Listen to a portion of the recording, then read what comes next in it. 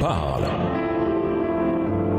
Chaque jour, Charles et Carole vous présentent la leçon de l'école du sabbat.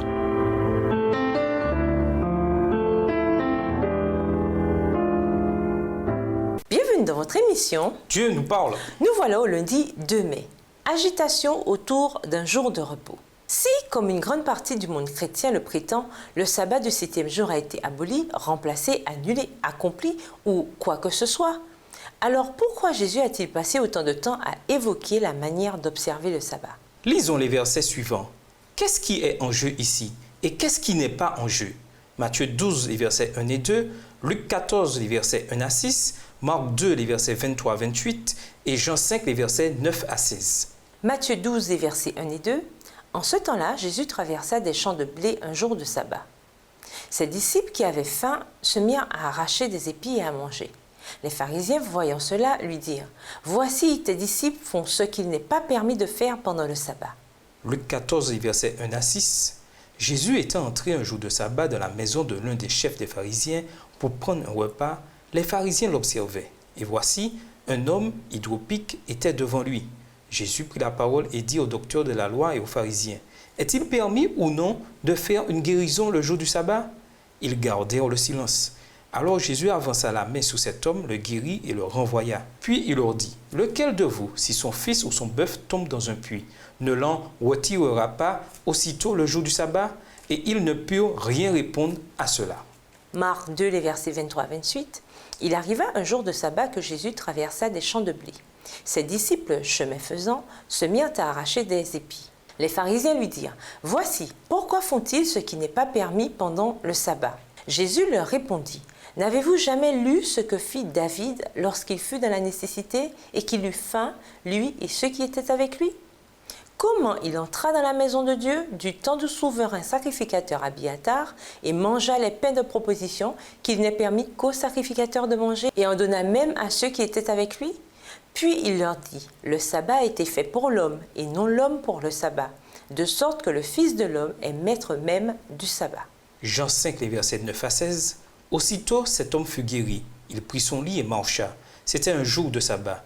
Les Juifs dirent donc à celui qui avait été guéri, « C'est le sabbat.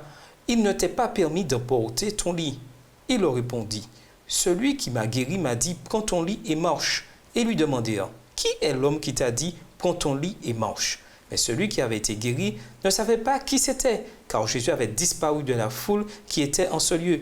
Depuis, Jésus le trouva dans le temple et lui dit, « Voici, tu as été guéri. Ne pêche plus, de peur qu'il ne t'arrive quelque chose de pire. » Cet homme s'en alla et annonça aux Juifs que c'était Jésus qui l'avait guéri. C'est pourquoi les Juifs poursuivaient Jésus parce qu'il faisait ces choses le jour du sabbat. Israël s'était retrouvé en captivité à Babylone en partie en raison de leur profanation du sabbat. Alors les pharisiens avaient voulu faire en sorte que cela ne se reproduise pas. Ils avaient donc créé toute une litanie de règles sur ce qui était et n'était pas acceptable le jour du sabbat avec l'idée d'en préserver la sainteté. Voyons quelles étaient certaines de ces règles. Est-il permis de consommer un œuf pondu le sabbat? L'opinion majoritaire chez les pharisiens était celle-ci. Si la poule était une poule pondeuse, on ne pouvait pas le manger car la poule travaillait. Mais si ce n'était pas une poule pondeuse, si c'était juste une poule qu'on engraissait pour la manger, alors on pouvait manger l'œuf car ce n'était pas le travail principal de la poule. Certains disaient également que l'on pouvait manger un œuf pondu le jour du sabbat par une poule pondeuse du moment que l'on tuait la poule ensuite pour avoir transgressé le sabbat. Est-il permis de se regarder dans le miroir pendant le sabbat? Réponse, non. Car si l'on voyait un cheveu blanc, on aurait pu être tenté de l'arracher. Or, ce serait récolter et donc transgresser le sabbat. Est-il permis de sauver ses vêtements si sa maison prend feu le jour du sabbat?